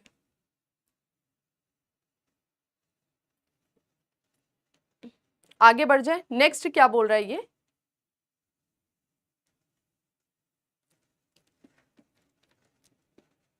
ठीक है। अगला बोल रहा है सांप्रदायवादी उपागम। संप्रदायवादी उपागम क्या बोल रहा है, तो वो चार मेन थे, चारों को आप एक्सप्लेन कर देंगे। संप्रदायवादी उपागम क्या बोलता है, ये बोलता है संप्रदायवाद की बात करेगा, उस तरफ झुकाव रहेगा। और जो हमारा एंशिएंट हिस्ट्री स्टार्ट हो, तो मैंने आपको बताया था कि ब्रिटिश हिस्टोरियंस ने हिस्ट्री कैसे लिखने की कोशिश की। इन्होंने हिस्ट्री को बताया, तीन काल में बांट दिया, और वो तीन काल को संप्रदाय के आधार पर बांट दिया ताकि भारतीय कभी एकजुट हो ही ना। और तीन काल को संप्रदाय के आधार पे कैसे बांटा, एक जिसको बोला हिंदू काल, हिंदू काल किसे बोला, एंशिएंट को या प्राचीन भारत के इतिहास को। दूसरा बोला मुस्लिम काल, मुस्लिम काल किसे बोला, मध्यकालीन भारत के इतिहास को। तीसरा बोला ब्रिटिश काल, अपने टाइम पीरियड को इसने बोल दिया, लो जी हम हैं आधुनिक काल, इनके आने से क्या मॉडर्न हुए हम, ठीक है। तो हिंदू काल, मुस्लिम काल, ब्रिटिश काल, ये जो भारत का डिवीजन था ना, ये सांप्रदायवाद की सोच के आधार पर किया गया था। सांप्रदायवादी उपागम विचारधारा वाले जो इतिहासकार थे, इन्होंने राष्ट्रवादी इतिहासकारों की भांति सांप्रदायवादी इतिहासकारों ने स्वयं को पूरी तरह औपनिवेशिक इतिहास लेखन तक सीमित रखा। मतलब इन्होंने भी केवल और केवल किस पर फोकस करा, जैसे राष्ट्रवादी जो थे वो क्या कर रहे थे, राष्ट्रवादी इतिहासकार बाकी चीजों पे बात ही नहीं कर रहे थे, सिर्फ बात कर रहे थे कि जो औपनिवेशिक उपागम वालों ने बोला उसको काउंटर करना है। तो इसी तरह सांप्रदायवादी उपागम वाले जो आए, इन्होंने भी खुद को सीमित रखा केवल औपनिवेशिक उपागम तक, बाकी चीजों की बात ही नहीं की, समाज, अर्थव्यवस्था, अन्य चीजों की बात ही नहीं हो रही है। इनके अनुसार भारत का मध्यकालीन इतिहास हिंदू मुस्लिम मतभेद का टाइम पीरियड था। ये दोनों एक दूसरे के विरुद्ध थे और ये दोनों एक दूसरे के दुश्मन थे, और दुश्मन भी इस रूप में थे कि छोटे छोटे शिविरों के रूप में ये एक दूसरे के दुश्मन बन के रहते थे, ठीक है। तथा मध्यकालीन भारत में मुसलमानों ने शासक वर्ग का रोल प्ले किया और हिंदुओं पर शासन किया, तथा हिंदू शासित अधीन और पराधीन थे, ऐसा इन्होंने प्रचारित किया। तो ये जो स्कूल था ना, बेसिकली भारत में फूट डालने की कोशिश कर रहा था, और जो किया भी और हुआ भी, उसका परिणाम भी हमें आगे दिखाई देता है। तो सिर्फ इनका ये दर्शाना था कि देखो तुम भिड़ जाओ आपस में, तुम कब भिड़ोगे, जब दिखाया जाएगा कि एक समय था जो हिंदू काल था, हिंदू काल था, उसमें हिंदू शासन करते थे भारत में। अरे कैसे हिंदू शासन करते थे, हिंदू काल जैसा कुछ नहीं था। एक टाइम पीरियड था जिसको हम वैदिक टाइम पीरियड कहते हैं, जहां पर हिंदू धर्म का वर्चस्व दिखाई देता है। लेकिन 600 के बाद आप बौद्ध धर्म भी देख रहे हो, आप भारत में जैन धर्म भी देख रहे हो, तो आप कैसे बोल रहे हो केवल हिंदू काल था? नहीं, कोई ऐसा टाइम पीरियड नहीं है जब भारत में केवल हिंदू, वैदिक के बाद तो बुद्धिज्म आ गए, जैनिज्म आ गए, है ना। तो अभी इसको कोई पर्सनली मत लेना, कई बच्चे ना बहुत ही ईगो पे ले लेते हैं, आपने ऐसा कैसे, मैं नहीं, किताब ने बोला है, मैं सिर्फ यहाँ पर किताब का मुंह बनकर आती हूँ और एक्सप्लेन करती हूँ, तो पर्सनली कोई नहीं लेगा। तो यहाँ पर जो बुक में फैक्ट बताया उसके हिसाब से वैदिक टाइम पीरियड हिंदू धर्म हमें दिखाई देता है। फिर हिंदू धर्म रुकता थोड़ी, वो तो चलता है आगे, लेकिन उसके बाद हमें नए धर्म भी दिखाई दिए ना, बौद्ध और जैन। आज आप बोलते हो बौद्ध हिंदू का हिस्सा, लेकिन ये तो बाद में हुआ ना, 10th सेंचुरी एडी के बाद हम देखते हैं। उसके पहले तो इसने अपना एक रूपता बनाया हुआ था, इंडिविजुअलिटी जो है वो इसकी मेंटेन थी, अलग ही रूप में इसको माना जा रहा था। जैन धर्म का आज भी मेंटेन है, ठीक है। अब इस टाइम पीरियड में आप इस्लाम कहाँ से ढूंढोगे? एंशियंट खत्म हो जा रहा है 7th सेंचुरी एडी में, क्योंकि 7वीं शताब्दी ईस्वी में एंशियंट इसलिए खत्म हो रहा है, ये नहीं कि मुसलमान आक्रमणकारी आ गए, इसलिए खत्म हो गया क्योंकि उस समय सामंती अर्थव्यवस्था आई भारत में, बड़े नगरों का पतन हो गया, छोटे छोटे नगर अस्तित्व में आएंगे, कृषि आधारित अर्थव्यवस्था आएगी, और जो एक बड़ा चेंज आया उसे हमने बोला मध्यकाल की शुरुआत हुई, ठीक है। तो जो मध्यकाल की शुरुआत हुई है 7th सेंचुरी एडी में, और तभी इस्लाम का उद्भव हुआ है। तो भाई इस टाइम पीरियड में तो इस्लाम था ही नहीं, तो आप इसको स्पेशली क्यों हाईलाइट कर रहे हो हिंदू काल से? ऐसा तो कुछ था ही नहीं, जब इस्लाम का ओरिजिन ही बाद में हुआ है तो फिर इस समय कोई मतलब था नहीं। क्लियर हो गया? तो इसको हिंदू काल दर्शाना पहले गलत है, क्योंकि बौद्ध जैन धर्म चल रहा है, आगे हिंदू के ही अलग अलग हमें निकलते हुए दिखाई दे, शैव वैष्णव ये सब चीजें दिख रही हैं। अब इसको, जिसको आप मुस्लिम काल भी बोल रहे हो भारत में कि मुस्लिमों ने शासन किया हिंदू पर, वो भी आप गलत बोल रहे हो, क्योंकि एक्चुअली 7th सेंचुरी एडी के बाद कौन बोल रहा है कि पूरे भारत में मुस्लिम शासन कर रहे थे? नहीं था पूरे भारत में। 7th सेंचुरी एडी से हम मध्यकाल को दो हिस्सों में बांट कर पढ़ते हैं, एक जिसको बोलते हो आप पूर्व मध्यकाल या फिर अर्ली मिडेवल पीरियड, दूसरा जिसको आप बोलते हो उत्तर मध्यकाल या फिर लेटर मिडेवल पीरियड। ओके, तो अर्ली मिडेवल पीरियड जो 7th सेंचुरी से लेकर या मान लो 800 से लेकर 1200 ईस्वी तक चल रहा है, ठीक है, और ये मानकर चलो कि 1200 से लेकर 1700 तक चल रहा है। तो क्या इस टाइम पीरियड पे पूरे भारत पर मुस्लिम रूल कर रहे थे? नहीं, धर्म के आधार पे था ही नहीं चीज। यहाँ पर हमें दिखाई देता है 800 से 1200 तक, 1200 तक तो हमें कोई मुस्लिम रूल दिखाई ही नहीं देता है। तो ये कैसे बोल देते हैं मिडिवल टाइम पीरियड को क्या बोलते हैं मुस्लिम काल के रूप में? क्योंकि अगर आप देखो इस टाइम पीरियड में हमें यहाँ पर देखता है पाल, गुर्जर प्रतिहार, इधर राष्ट्रकूट दिखाई देते हैं, ठीक है। फिर हम देखते हैं दक्षिण भारत में हमें चोल दिखाई देते हैं, पालों को रिप्लेस कर रहे हैं, सेन आ रहे हैं। इधर गुर्जर प्रतिहार वाला जो एक टेरिटरी था वो टूटता है और ये छोटे छोटे राजपूत स्टेट्स में बढ़ जाता है, जहां हम चौहान, परमार इन सब के बारे में पढ़ते हैं, ठीक है। क्लियर हो रहा है? तो यहाँ पर कहाँ पर अभी आपका दिख रहा है कि मुस्लिम का इन्वेजन हो जाएगा, लेकिन कोई रूल थोड़ी करता है। सिंध में एक छोटा सा क्षेत्र जो है यहाँ सिंध का, यहाँ पर हमें अरब जो है अटैक करते हुए दिखाई के देके यहाँ पर रूल करते हैं। बाद में 1200 के बाद सल्तनत काल चालू हो रहा है ना, सुल्तानों का काल चालू हो रहा है 1206 से। गौरी ने अटैक किया, छोटा सा क्षेत्र जीत लिया दिल्ली और उसके आसपास का। तो सल्तनत काल जो दिखाई दे रहा है 1206 से लेके 1526 तक, ये 1206 से 1526 का सल्तनत काल भी पूरे भारत में थोड़ी है, इसी क्षेत्र में है ना। ओके, इसी रीजन में रूल करते हैं। कुछ समय के लिए उन्होंने थोड़ा सा इधर तक अपना विस्तार किया, लेकिन वो स्टेबल नहीं था। दक्षिण भारत में हमें दो बड़े किंगडम इस समय अस्तित्व में आते हुए नजर आएंगे, बहमनी किंगडम, विजयनगर किंगडम। इसके पैरेलल राजपूत स्टेट बने हुए हैं यहाँ पे, राजस्थान, गुजरात, राजपूत स्टेट तो लास्ट तक बने रहेंगे। आपका मुगल्स भी रूल करेंगे तब भी वो हमें दिखाई देंगे, है ना। तो उसके बाद मुगल्स आएंगे, मुगल्स यहाँ पर अटैक करके रूल करते हैं। फिर मुगल्स में औरंगजेब का ऐसा समय था जब एक बहुत बड़ी टेरिटरी दिखाई देती है, लेकिन पूरे भारत पर मुस्लिम शासन कहना अपने आप में सही नहीं है, और वो भी पूरे मध्यकाल के लिए बोलना तो बिल्कुल सही नहीं है। हाँ, कुछ ऐसे छोटे छोटे बीच में टाइम पीरियड आए जब इनका इंडियन टेरिटरी के एक बड़े हिस्से पे कंट्रोल हुआ, लेकिन बहुत कम समय के लिए। औरंगजेब ने दक्षिण की तरफ अभियान चलाया, लेकिन फिर दक्षिण के सारे क्षेत्र इंडिपेंडेंट हो गए उसके वापस आते ही।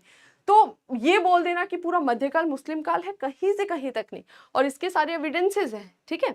तो यही था जो संप्रदायवादी उपागम था, इन्होंने इस हिसाब से तोड़ने की कोशिश की। लेकिन ये तो हमें आज समझ आ रहा है ना, आज हमारे पास हिस्ट्री की सही समझ है, क्योंकि इतिहास को सही प्रकार से लिख दिया गया, बाद में चल के सही व्याख्या की, तर्क आधार, विज्ञान आधारित, तो हमारे पास में एक्चुअल चीजें निकल कर आई।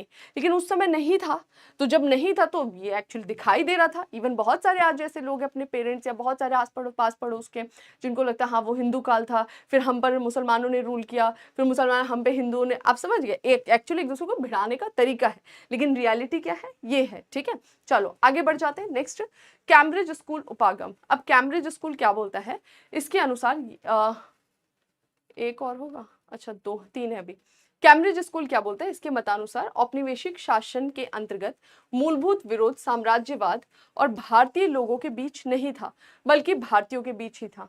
ये बोलता है कि एक्चुअली यूरोपियंस जो थे, ब्रिटेन जो था, उसके और भारतीयों के बीच में ये विरोध नहीं था। जो विरोध था वो भारतीयों के बीच में ही आपस में ही था। दो इंडियंस जो थे ग्रुप, यही आपस में लड़ रहे थे। ये कहते हैं कि भारतीय राष्ट्रवाद भारतीय लोगों का औपनिवेशिक शोषण के विरुद्ध संघर्ष का उत्पाद था ही नहीं, अपितु ब्रिटिश शासकों द्वारा प्रदत्त लाभों को प्राप्त करने के लिए भारतीयों के बीच संघर्ष था। ये अलग लेवल की बात कर रहा है। अब देखो, ये जितने भी दिखाई दे रहे हैं ना, ये सब एक्चुअली ब्रिटिश के फेवर में बातें कर रहे हैं। लेकिन यही है कि फेवर भी करे तो कैसे, जब दादा भाई नेहरू जैसे राष्ट्रवादियों ने बिल्कुल इनका काला चिट्ठा खोलकर रख दिया, तो ये खुलकर तो बात नहीं कर सकते, तो खुल के ब्रिटिश को सपोर्ट नहीं कर सकते, डायरेक्टली इनडायरेक्टली करते हैं ना। तो अब ये नहीं बोलेंगे कि वो चीजें नहीं थी, भारत में विद्रोह ही नहीं था। विद्रोह है, और बोल रहे वो विद्रोह किसके बीच में था? ब्रिटिश और इंडियंस के बीच में नहीं था, इंडियंस और इंडियंस के बीच में था। अच्छा, ये क्यों लड़ रहे थे? तो ये श्रमिक वाला कंसेप्ट नहीं देंगे। ये कंसेप्ट क्या देते हैं कि ब्रिटिश जब इंडिया में रूल कर रहे थे और इनके रूल से जो प्रॉफिट मिल रहा था ना, वो प्रॉफिट किसको ज्यादा मिले, इसको लेकर ये आपस में लड़ जा रहे थे। ये बोल रहा था मुझे ज्यादा प्रॉफिट चाहिए, मुझे पद चाहिए, मुझे ये चाहिए, मुझे वो चाहिए, और ये बोल रहे थे नहीं हमें चाहिए, और इसको लेकर इनके बीच में कन्फ्लिक्ट हो रहा था और ये संघर्ष हो रहा था।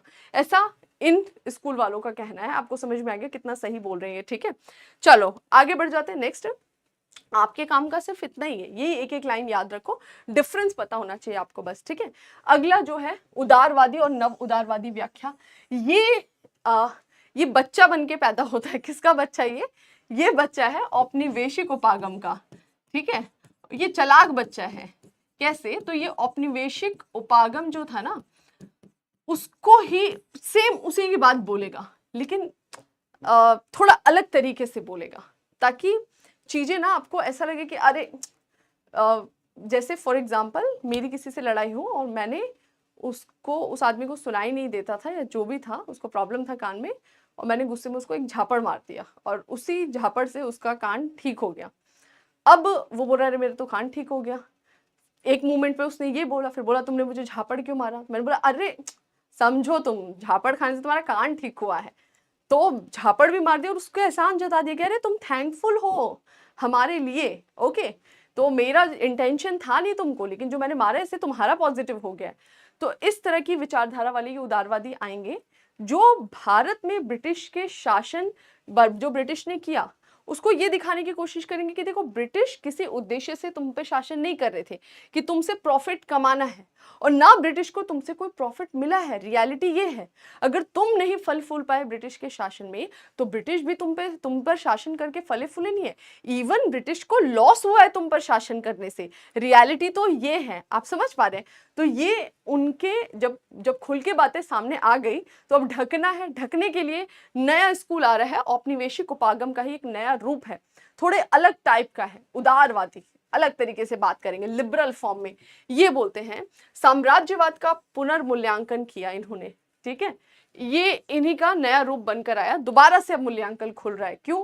क्योंकि भाई उधेड़ दिया गया है राष्ट्रवादियों द्वारा, तो अब मूल्यांकन कैसे होगा?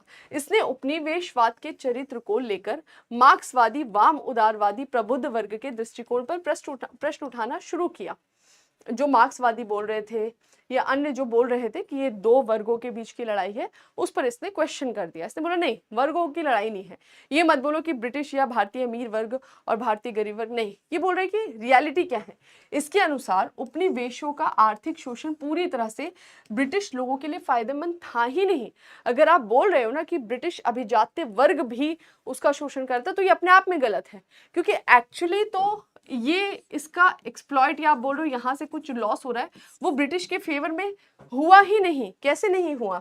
औपनिवेशिक क्षेत्रों में ब्रिटिश औद्योगिक वस्तुओं के लिए बाजारों की उपलब्धता और बाहरी देशों में पूंजी निवेश, जैसे रेलवे परिवहन में, इसका कहना था कि भाई जो भी औपनिवेशिक क्षेत्र हैं उसमें ब्रिटिश औद्योगिक वस्तुओं के लिए बाजारों की उपलब्धता, ब्रिटेन से वस्तुएं बनकर कहाँ जा रही हैं? भारत में जा रही हैं। प्लस इसने बोला कि भारत में रेलवे जैसे प्रोजेक्ट पर ब्रिटेन के उद्योगपतियों ने निवेश किया। तो जो निवेश भारत में किया, जो रेलवे भारत लेकर आए, अगर वही ब्रिटेन के उद्योगपति ब्रिटेन में निवेश कर देते, तो फिर क्या होता, ब्रिटेन को फायदा होता, इनका ऐसा कहना था। लेकिन क्योंकि बाहरी देशों में पूंजी निवेश किया, जैसे तुम्हारे रेलवे परिवहन पे ब्रिटेन के उद्योगपतियों ने निवेश किया, तो ब्रिटेन में घरेलू निवेश को हतोत्साहित निवेश हतोत्साहित हुआ। यानी कि अब ब्रिटेन में निवेश जो है वो थोड़ा सा कम दिखाई देगा, तुम्हारी तरफ ज्यादा अट्रैक्शन हो रहा है ब्रिटेन के उद्योगपतियों का, पूंजीपतियों का, ठीक है। इसकी वजह से ब्रिटेन को फायदा नहीं हुआ है, घाटा हुआ है, लॉस हुआ है उसका, और नवीन औद्योगिक विकास को प्रभाव पड़ा नेगेटिवली। इनका कहना है कि ब्रिटेन में जो नए उद्योग बन सकते थे, ब्रिटेन में ही औद्योगिक विकास हो सकता था, वो नहीं हुआ। अगर ये भारत में जाके इन्वेस्ट कर रहे हैं तो इसका फायदा इसको नहीं मिला, क्योंकि अगर भारत की जगह ये खुद इन्वेस्ट करते अपने देश में तो इसका फायदा मिलता। भाई किधर इन्वेस्ट करते, इन्वेस्ट करके उसको खाने वाला भी तो होना चाहिए ना। पॉपुलेशन कितनी है, इतनी सी छोटी सी, इतनी बड़ी पॉपुलेशन, ऑलरेडी वहां पे सब रेल लाइन सब कुछ बिक चुकी थी, किधर इन्वेस्ट करोगे। तो खपत नहीं है तो तुमको मार्केट ढूंढना पड़ेगा, तो तुम मार्केट ढूंढ रहे हो, देख रहे हो भारत के पास अच्छी खासी पॉपुलेशन है, तो तुम्हारा नजर पड़ा हुआ है, ठीक है। तुम्हें दिखाई दे रहा है कि तुम यहाँ के रेलवे प्रोजेक्ट में अगर इन्वेस्ट कर रहे हो, ब्याज पर इंटरेस्ट तुम्हारा यहाँ से सारा जाने वाला है। कितना इंडिया को लॉस हुआ कि यहाँ से लौह इस्पात ढो ढो के लाया जा रहा है। फायदा तो तब होता ना भारत का जब लौह इस्पात उद्योग ब्रिटिश भारत में डलवाते और उद्योग बढ़ता भारत में, यहाँ से लौह इस्पात बनता, उसका रेलवे में प्रयोग होता। तो कल बस केवल रेलवे में ब्रिटेन ने निवेश किया। कैसा निवेश किया है कि ब्रिटेन के उद्योगों में लौह इस्पात बन रहा है, वो उठ के यहाँ जा रहा है, ब्रिटेन के कर्मचारी यहाँ जा रहे हैं, उनके अधिकारी जा रहे हैं रेलवे के प्रोजेक्ट पर। तो जो लौह इस्पात का पैसा भारत ने दिया, वो पैसा कहाँ गया, ब्रिटेन गया।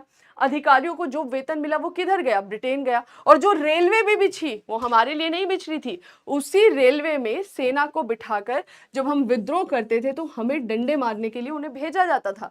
उसी रेलवे पर ब्रिटिश अपने ब्रिटेन के बाजारों के तैयार माल को डालकर दूर दराज के गांव में सप्लाई कर देते थे। जो हमारा खादी का कपड़ा जो 10 रुपए का होगा, उनके 2 रुपए की शर्ट के आगे नहीं टिक पाया, और हमारे उद्योग जो छोटे मोटे थे, कुटीर उद्योग, वो तक इन्होंने नष्ट कर दिए। तो कहाँ तुमको प्रॉफिट नहीं हो रहा है भाई, तुमको तो प्रॉफिट ही प्रॉफिट है, लेकिन इनको सही ठहराना है, लीपापोती करना है। तो ये आए थे लीपापोती करने के लिए, जिन्होंने विचारधारा दी कि देखो तुम्हारे यहाँ इन्वेस्ट किया, तुम्हारे यहाँ पे हमारा सामान जा रहा है, हमारा घरेलू जो उद्योग है वो प्रभावित हुआ, घरेलू निवेश पर नेगेटिव इंपैक्ट पड़ रहा है। आप समझ रहे हो ना, लेकिन बस आपको समझना है। अब आ जाते हैं नारीवादी उपागम। इसकी तो देखो अभी तक उपेक्षा हुई थी। जैसा आपने देखा, राष्ट्रवादी, पूरे राष्ट्र की बात कर रहे हैं ना, और एक ही तरफ उनका झुकाव है। या फिर हमने बात किया औपनिवेशिक हो गए, मार्क्सवादी हो गए, उपाश्रित हो गए, या फिर उदारवादी। देखिए ये तो सब इनडायरेक्टली यूरोप के ही फेवर में बात कर रहे हैं, बस तरीका इनका अलग अलग होगा, अप्रोच इनके अलग अलग होंगे, ठीक है। अब नारीवादी उपागम का मतलब है कि जहां पर फीमेल की बात की गई हो, है ना, वो अभी तक नहीं हुई थी। वो हमें दिखाई दी कि कब, इंडिपेंडेंस के बाद। और वो भी क्यों दिखनी चालू होती है, क्योंकि जो नॉन कॉपरेशन मूवमेंट था, इवन स्वदेशी में भी थोड़ी विमेंस एक्टिव थी। नॉन कॉपरेशन मूवमेंट में हमें स्पेशल दिखाई देता है कि 1920s के आसपास ना हमें चीजें थोड़ी रिफ्लेक्ट हुई, महिलाओं का आंदोलन में खुलकर रूप सामने आया। जो महिलाएं आंदोलन में खुल के भाग ले रही थी, वो चीजें हमें यहाँ से दिखाई दी। और वहां पर थोड़ा सा महिला अधिकारों की बातें हुई, कई सारे विमेन से रिलेटेड ऑर्गेनाइजेशंस बन रही हैं, महिला अलग अलग मंचों पर जाएंगी। कांग्रेस ने महिलाओं को सपोर्ट किया, उसके सेशंस का अध्यक्ष तक बनाया। तो ये सारी चीजें जो बनाया, मतलब एहसान नहीं किए, लेकिन हाँ उस मंच पर वो पहुंच रही हैं। तो धीरे धीरे अब जब महिलाएं उस मंच पर पहुंचेंगी तो महिला अधिकारों की बात होगी, उन पर जो भी उनके साथ अत्याचार हो रहा उसकी बात होगी, जो हमें यहाँ देखने को मिलता है नारीवादी उपागम में। लेकिन ये जो नारीवादी उपागम है, या जो नारियों के फेवर में लिखा जा रहा है, वो उनके हित के लिए जो लिखा जा रहा है, उनके दर्द पे जो लिखा जा रहा है, वो हमें कब दिखाई देता है, इस समय दिखाई देता है। थोड़ा लेट होती है ये चीजें। तो बस यही बोल रहा है कि इतिहास लेखन में लगभग सभी मुख्य प्रवृत्तियां औपनिवेशिक से लेकर अधीनस्थ उपागम इतिहास में महिलाओं के योगदान को स्पष्ट करने में असफल रही। पूरी तरह से महिलाओं को निग्लेक्ट ही कर दिया, कहीं पर आपने जिक्र भी नहीं सुना होगा। किसी ने बात किया तो देश, या तो बात किया तो श्रमिक वर्ग, विमेन स्पेसिफिक सेक्शन हमें कहीं नहीं दिखाई दे रहा है। यहाँ पर बात कर रहा है तनिका सरकार ने बताया कि स्थापित एवं स्वचेतना परंपरा के तौर पर महिला इतिहास की शुरुआत की जाती हैं 1970 में, ठीक है, क्योंकि नारीवादी बुद्धिजीवी ने अब बलात्कार जैसे, दहेज, घरेलू हिंसा के विरुद्ध शक्तिशाली और उग्र आंदोलनों में स्वयं को संलग्न किया। तो जितने भी विमेन स्कॉलर्स हमें दिखाई देंगे, अब वो ऐसे मामलों पर खुल के सामने आएंगे, चाहे कहीं बलात्कार जैसा मामला है, दहेज जैसा मामला है, घरेलू हिंसा जैसा मामला है, ऐसे मामलों पे वो खुलकर सामने आएंगे। और जब सामने आएंगे तो अब इस पे लिखा जाएगा। और ये चीजें अभी भी समाज से गई नहीं है, बहुत ही दृढ़ तरीके से हैं। इवन हमारी सोसाइटी इतनी पैट्रियार्कल है, मैं बोलूंगी पैट्रियार्कल नहीं, कि लड़कियों का शोषण लड़के नहीं करते हैं, लड़के तो करते ही, लड़कियों का शोषण लड़कियां कर देती हैं। मतलब बहुत सारी ऐसी फैमिलीज हैं जहां पर जो महिला वर्ग ही है वही उसके खिलाफ आ जा रही है और वो खुद भूल जा रही है कि आप क्या कर रहे हो। तो ये चीजें आज भी हमारी सोसाइटी में जड़ की हुई हैं, बस वो बहुत ही ओपनली दिखाई नहीं देती है, जो हमें पता लगता है। और थोड़ा सा कानून का डर होता है, तो और कहीं कहीं पर ऐसा होता है कि कानूनी रूप से भी चीजों को नेग्लेक्ट किया जाता है, जो ग्राउंड लेवल पर अगर आप देखोगे तो बड़े लेवल पर नेग्लेक्ट किया जाता है, ठीक है। तो बस यहाँ पर यही बोलते हैं, महिलाओं की अत्यंत दयनीय स्थिति को पंडिता रमाबाई जो है उन्होंने दर्शाया है। The high cast Hindu women, ये जो बुक है ना, एक्चुअली इसमें इन्होंने स्टेटस दिखा दिया है कि गरीब महिलाओं को छोड़ो, निम्न तबके की महिलाओं को छोड़ो, जो हाई स्टेटस की इंडियन विमेन्स है उनका बुरा हाल है। आप समझ गए कि जो बड़े घर की महिलाएं हैं उनका क्या हाल है, वो यहाँ पर दर्शाएंगी। क्या वो इन चीजों की शिकार नहीं हो रही हैं, लेकिन छुप के हो रही हैं चीजें, ठीक है। और कैथरीन मेयो द्वारा लिखित एमडीआर इंडिया में दर्शाया गया है। तो ऐसे कुछ इंपॉर्टेंट बुक्स जो है हमें दिखाई देंगे इस समय पे, महिलाओं के द्वारा ही लिखी जाएंगी, इन सभी मुद्दों पे लिखी जाएंगी। और यहाँ से पहली बार हमें महिला उपागम जो है वो दिखता, या जो उससे रिलेटेड सोच है, नारीवादी सोच जो है वो हमें दिखाई देती है। जब ये बुक सामने आएंगी बहुत सारे लोगों पर इसका इम्पैक्ट पड़ेगा, महिलाएं खुद अपने अधिकारों के प्रति जागृत होंगी, देश के सामने असलियत आती है, तो फिर कहीं ना कहीं कोई इम्पैक्ट तो पड़ता है, ना से तो हाँ सही 1% सही, 2% ही सही, ठीक है।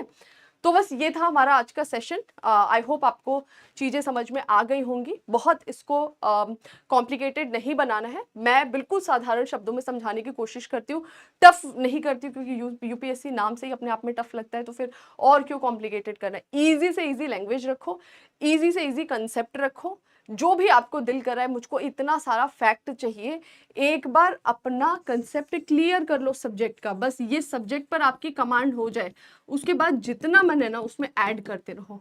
और पहले ही भारी भरकम बना दोगे ना अपने एक चैप्टर को, दूसरे चैप्टर को, चीजें बहुत आगे जाएंगी नहीं, वर्क नहीं कर पाओगे आप लोग। तो इसलिए कोशिश करो पहले सिंपल एक ही लाइन ड्रॉ करो, कंसेप्चुअल क्लैरिटी, थोड़ा थोड़ा उसके साथ में फैक्ट को डाइजेस्ट करने की कोशिश करिए, फिर इसका दीजिए revision, number of time revision. अब आप एक बार करो, 2 बार करो, 3 बार करो, और हर बार कुछ फैक्ट ऐड करो उसमें, और वो स्टोरी के साथ ऐड करो। बस ये अगर आपने कर लिया तो 3 से 4 रिवीजन में काफी सारी चीजें जो है वो आपको मिलेंगी, और वो रिजल्ट के फॉर्म में आपको दिखाई देगा कब, जब आप लोग टेस्ट लगाएंगे, वो सारी चीजें आपके सामने रिफ्लेक्ट होने लगेंगी। फिर भी कुछ कमी रह गई तो जब आप मॉक टेस्ट करते हैं ना, उसमें अगर आपको लग रहा है कि ये चीजें नहीं हुई है, तो थोड़ा सा इंटरनेट का साथ हुई, मतलब क्या, कंसेप्ट तो क्लियर है कि ये भी फैक्ट मुझे एक्स्ट्रा पता लगा, तो उसको उसमें ऐड कर लीजिए। समझ में आ गया। तो ये एक ना ग्रेजुअल प्रोसेस होता है लर्न करने का। फैक्ट को एक ही दिन में पूरा फैक्ट कहानी जैसे ऐसे रटोगे नहीं, कंसेप्ट पर क्लैरिटी बनाओ, कुछ फैक्ट्स ऐड करो, फिर रिवीजन देते हुए थोड़ा सा रिसर्च करो, चीज़ों को ऐड करते रहो, और मल्टीपल टाइम्स आप इसको रिवाइज करिए, 3 बार 4 बार 5 बार, उसका तो कोई सीमा ही नहीं है, फिर जाके आपको कुछ कंक्लूजन मिलेगा इसका, ठीक है।